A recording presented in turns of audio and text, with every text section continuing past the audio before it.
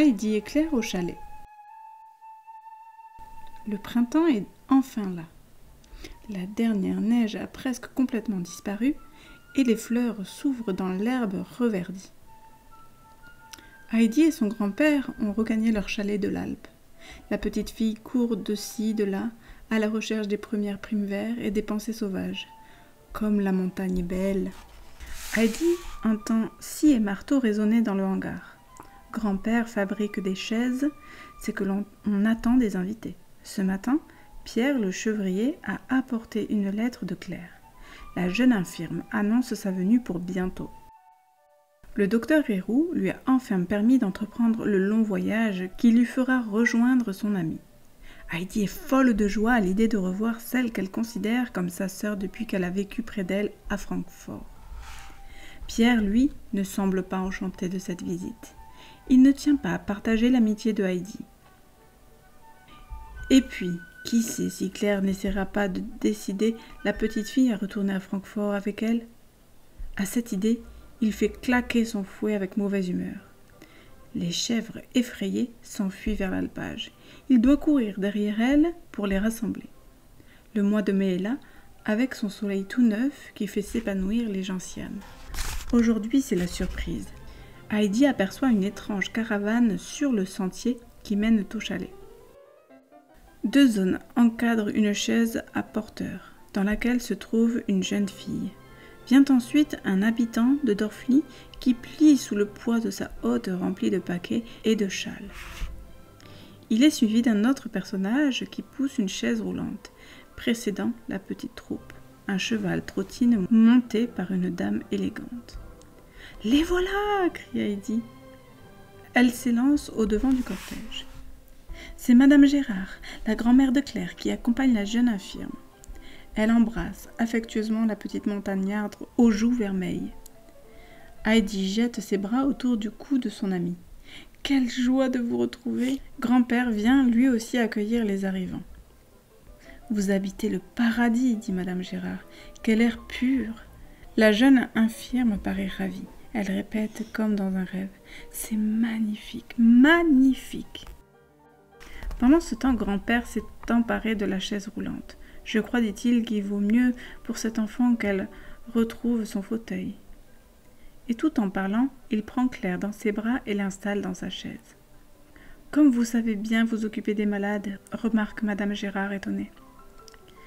C'est une trop vieille histoire pour qu'il la raconte. Lui seul se souvient de son capitaine gravement blessé un soir de bataille. Il l'a secouru et soigné durant des mois. Peut-être pourra-t-il être utile maintenant à cette petite fille qui ne demande qu'à vivre et à s'épanouir. Il pousse la chaise roulante à l'ombre des sapins. Claire a les larmes aux yeux devant la beauté du paysage. Comme ce serait amusant de cueillir un bouquet, d'aller voir les chèvres qui passent tout là-haut dans l'alpage. Heidi se hâte de déposer une touffe de fleurs éclatantes sur les genoux de son ami. Pendant ce temps, grand-père a sorti la table et les chaises devant le chalet. Maintenant, en plein air, il grille de larges tranches de fromage qui répandent une délicieuse odeur. On se met à table, l'appétit aiguisé par le grand air. « Que vois-je » dit soudain Madame Gérard à sa petite fille. « Tu es à ton 3e morceau de fromage ? C'est tellement bon, je préfère cela à tout autre menu. » Lorsque vient l'heure de rentrer à Dorfli, grand-père propose. « Pourquoi Claire ne resterait-elle pas avec nous quelque temps ? L'air ne peut que lui faire du bien et Heidi et moi la soignerons de notre mieux. »« Chère amie, dit Madame Gérard, votre bonté me touche. Un séjour près de vous fera beaucoup de bien à notre petite Claire. Je vous en remercie de tout mon cœur. » Madame Gérard est partie pour Ragaz. Elle reviendra chercher sa petite fille à la fin de l'été. Claire s'est installée au fenil, auprès d'Heidi. Le foin sent si bon, il parfume mes rêves. Elle connaît maintenant le nom de toutes les chèvres. Ces dernières ont adopté la jeune infirme et elle entoure la chaise roulante à leur retour de l'alpage. Claire leur donne du gros sel dont elles sont friandes. Pierre, lui, ne se laisse pas attendrir. Il ne se montre guère aimable avec l'invité. Il grommelle entre ses dents des mots que l'on ne comprend pas et reproche à Heidi de ne plus l'accompagner à l'alpage. Les jours passent, partagés entre les travaux journaliers et les promenades à travers la montagne. Quand la chaise roulante ne peut être employée, grand-père porte la petite infirme dans ses bras. Elle va parfois, avec Heidi, tenir compagnie à Pierre, quand il garde les chèvres. Mais le jeune garçon fait toujours sa mauvaise tête. « Fi, le vilain boudeur !» dit Heidi. Claire tresse des colliers de fleurs qu'elle passe au cou des chèvres. Un soir, quand les fillettes rentrent au chalet, elles aperçoivent une charrette arrêtée dans la cour. « Oh, je devine !» s'écrie Claire en battant des mains. « C'est grand-mère qui nous envoie des lits. » C'étaient en effet 2 beaux lits avec tout un paquet de couvertures et d'oreillers douillés. Installé au fenil, il le transforme en une chambre confortable. Grand-père prend son rôle de garde-malade très au sérieux. De ses randonnées dans les alpages, il ramène des bottes d'herbe à tisane.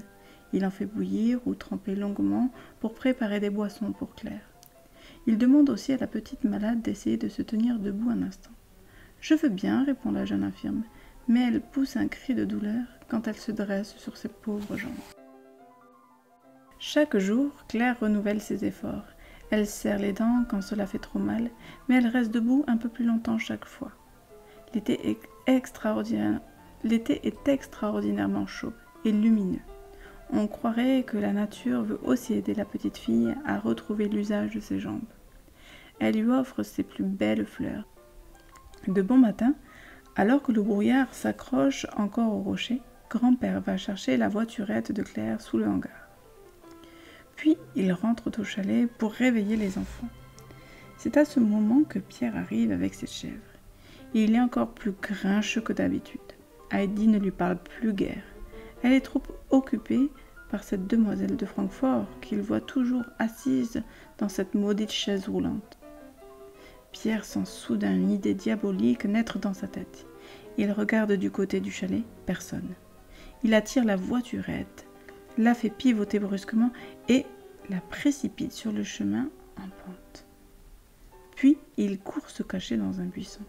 La chaise dévale le sentier à toute allure et, au virage, elle plonge dans le vide et rebondit de rocher en rocher en volant en éclats.